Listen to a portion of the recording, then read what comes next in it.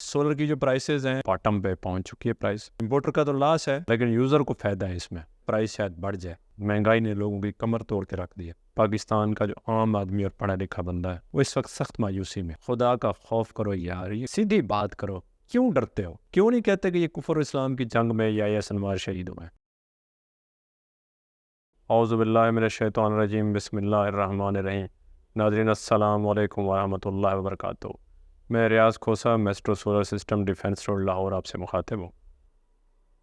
آج ہم بات کریں گے کہ کافی دوست احباب کومنٹس میں یہ بات کرتے ہیں کہ جی پاکستان میں کچھ نہیں ہونا, ہم مایوس ہیں. اس پہ ہم بات کرتے ہیں, لیکن اس سے پہلے میں ذرا سولر کے بارے میں تھوڑا آپ کو بتا دوں, گائیڈ کر دوں کہ سولر کی جو پرائسز ہیں, جو خبریں آ رہی ہیں وہ یہی ہیں کہ اس وقت جو ہے وہ باٹم پہ پہنچ چکی ہے پرائس. شاید اس سے نیچے نہ جا سکے پرائس. اور اب جو چونکہ امپورٹ رکی ہوئی ہے, جیسے میں نے آپ کو پچھلے ولاگ میں بھی بتایا تھا, امپورٹ رکنے کی وجہ سے جو سامان بک رہا ہے وہ لاس پہ بک رہا ہے. اور امید ہے کہ اب جب نئی امپورٹ آئے گی تو اس میں پرائس, چونکہ اگر ڈیمانڈ بڑھ گئی تو پھر پرائس شاید بڑھ جائے. اگر ڈیمانڈ اسی طرح رہی جیسے کہ اس وقت ڈیمانڈ ہو رہی ہے تو مے بی پھر پرائس جو ہے وہ ایسی نہ ہو جیسی سسٹم چل رہی ہے. لیکن جیسے کچھ سلمپ ہوتا ہے نا, جیسے کہتے ہیں پراپرٹی میں سلمپ ہے, تو وہ صحیح خریدنے کا ٹائم ہوتا ہے. تو اس وقت اگر کوئی یہ کہے کہ جو ہے وہ سولر سسٹم میں بہت زیادہ سلمپ آیا ہوا ہے اور لوگ چیزیں اپنی لاس پہ بیچ رہے ہیں, تو یہ صحیح خریدنے کا ٹائم ہے اور یہ صحیح انویسٹمنٹ کا ٹائم ہے. تو یہ میں آپ کو ضرور گائیڈ کرنا چاہوں گا, اپڈیٹ دینا چاہوں گا کہ اس وقت پرائس بہت نیچے آئی ہوئی ہے. 2829 روپے پر واٹ کوئی پرائس مطلب کبھی تھی ہی نہیں جو اس وقت پرائس ہے. تو یہ بہت زیادہ مطلب ہے کہ آپ سمجھ لیں کہ امپورٹر کا تو لاس ہے اور جو ٹریڈر ہے وہ بھی بیچارے لاس پہ بیچ رہے ہیں. تو لیکن یوزر کو فائدہ ہے اس میں. تو یوزر اگر فائدہ اٹھانا چاہے تو یہ بہترین ٹائم ہے اور آپ فائدہ اٹھا سکتے ہیں اس سے. تو اب ہم دوسری بات کریں گے کہ جو دوست اب آپ یہ کہہ رہے ہیں کہ جی پاکستان میں کچھ بھی نہیں ہو سکتا, پاکستان میں اس میں کوئی شک نہیں کہ پاکستان کا جو عام آدمی اور پڑھا لکھا بندہ ہے وہ اس وقت سخت مایوسی میں ہے. کیونکہ ایک ہوتا ہے جو سلمپ ہوتا ہے یا ایک ٹائم ایسا آتا ہے جب برے حالات ہوتے ہیں. تو وہ پہلے ایسا نہیں ہوتا تھا. پہلے ٹائم ہوتا تھا 6 ماہ کے لیے حالات نیچے چلے گئے, سال کے لیے چلے گئے. لیکن اس وقت تقریباً 3 سے 4 سال ہونے والے ہیں, تو پاکستان کے حالات نیچے کی طرف ہی جا رہے ہیں. اور گورنمنٹ تو کچھ بتا نہیں رہی. گورنمنٹ تو اپنی گھر کی چیزیں بیچنے کے بعد کہہ رہی ہے جی معیشت بہتر ہو رہی ہے.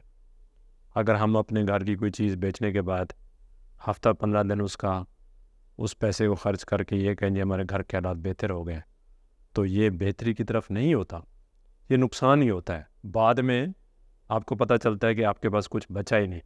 اور ایک دن ایسا آئے گا جیسے پاکستان میں فرض کریں آپ نے ایک ایئرپورٹ بنایا اور وہ خربوں روپے لگا کے ایئرپورٹ بنا اور بعد میں اربوں میں وہ بیچ دیا. تو اس وقت جو ہے وہ آج کل بھی یہی صورتحال چل رہی ہے. تو عام جو پڑھا لکھا بندہ ہے وہ کافی مایوس ہے. وہ سمجھتا ہے کہ چونکہ برین ڈرین بھی ہو رہا ہے, لوگ بہت زیادہ پاکستان سے باہر جا رہے ہیں. اور جو پاکستان میں اس وقت جو پڑھا لکھا طبقہ ہے وہ تقریباً مایوس ہو چکا ہے. ریزن کیا ہے؟ انصاف نہیں, امن نہیں ہے, امید نہیں ہے. لیکن میں آپ کو یقین دلاتا ہوں, کیونکہ یہ ملک جو پاکستان ہے یہ خدا کے نام پہ بنا تھا, یہ اسلام کے نام پہ بنا تھا. انشاءاللہ تعالیٰ مٹے گا نہیں. ہاں, یہ برے وقت سے قومیں گزرتی ہیں اور برے وقت سے گزر گئی. ہم کوئی جیسے چائنا برے وقت سے گزر کے, غربت سے گزر کے ایک عظیم قوم بن گیا. اس کے علاوہ جو ہے وہ اگر آپ فرانس کے انقلاب کو دیکھ لیں, ایران کو دیکھ لیں, برا وقت ہر قوم پہ آتا ہے لیکن اس کو صبر و تحمل سے برداشت کرنا ہوتا ہے. اور یہ صبر و تحمل کا ٹائم چل رہا ہے. اس میں کوئی شک نہیں کہ لوگ ہمارے فرسٹریٹڈ ہیں, مایوسی کا شکار ہیں. مہنگائی نے لوگوں کی کمر توڑ کے رکھ دی ہے. لیکن پھر بھی مایوسی کفر کے بعد سب سے بڑا گناہ ہے, اور ہم نے مایوس نہیں ہونا. انشاءاللہ تعالیٰ پاکستان چمکے گا, اور ایسا چمکے گا کہ انشاءاللہ تعالیٰ اپنے راستے پہ واپس آئے گا, اور ایسا چمکے گا کہ پوری دنیا حیران ہوگی. اس وقت ہمیں انٹرنیشنل اسٹیبلشمنٹ کے ساتھ مل کے ہمارے جو کرندے ہیں یا ہماری گورنمنٹ ہیں ان کے نیچے آ کے غلامی کا طوق اپنے گلے میں ڈال چکی ہیں. لیکن یہ زیادہ دیر چلے گا نہیں. میں آپ کو یقین دہانی کراتا ہوں زیادہ دیر چلے گا نہیں، اور انشاءاللہ تعالیٰ اچھا ٹائم ضرور آئے گا۔ اس کے بعد ہم بات کریں گے یحییٰ سنوار شہید ہوئے حماس کے سربراہ، میں سلام پیش کرتا ہوں ان کو۔ خدا کے قریب ترین محبوب ترین انسان ہوں گے وہ، کیوں؟ کیونکہ آخری حد تک وہ لڑتے ہوئے دکھائے گئے، اور ہم اور ہمارا میڈیا، میں جب بھی میڈیا دیکھتے ہیں یہی لکھا ہوتا ہے جی ایران کا تنازع، ایران اسرائیل تنازع، ایران لبنان تنازع۔ خدا کا خوف کرو یار، یہ کفر اور اسلام کی جنگ ہے، سیدھی بات کرو، کیوں ڈرتے ہو؟ کیوں نہیں کہتے کہ یہ کفر اور اسلام کی جنگ میں یحییٰ سنوار شہید ہوئے ہیں؟ یہ کفر اور اسلام کی جنگ ہے۔ کافر منہ کھولے کہہ رہا ہے کہ میں مسلمانوں سے لڑ رہا ہوں، اور آپ آرام سے کہہ رہے ہیں یہ تنازع ہے۔ بھائی کون سا تنازع ہے؟ حماس کے اتنے 1 لاکھ کے قریب شہداء ہو گئے معصوم، کیا بگاڑا تھا انہوں نے اسرائیلیوں کا؟ انہوں نے کسی کو کچھ کہا تھا؟ وہ تو نسل کشی کر رہا ہے، اب وہ لبنان میں گھس گیا اور وہ کہہ رہا ہے لبنان میں نسل کشی کرے گا۔ لیکن غیرت مند مسلمان ایسے ہوتے ہیں جیسے یحییٰ سنوار شہید ہوئے، ایسے ہوتے ہیں غیرت مند مسلمان جو خدا کے محبوب ترین، جن کی توکل خدا کے اوپر ہوتی ہے۔ آج وہ شہید ہوئے ہیں تو پوری دنیا ان کو، خاص طور پہ مسلمان جو درد دل رکھنے والے مسلمان ہیں، ان کو سلام پیش کر رہے ہیں۔ اور انشاءاللہ تعالیٰ ایک دن ایسا آئے گا کہ اسرائیل مٹ جائے گا۔ کیوں؟ کیونکہ یہ وہ لوگ ہیں جنہوں نے اپنی جان کا نذرانہ دے کر اس مسجد اقصیٰ کو اور اس کو آزاد کروانا ہے۔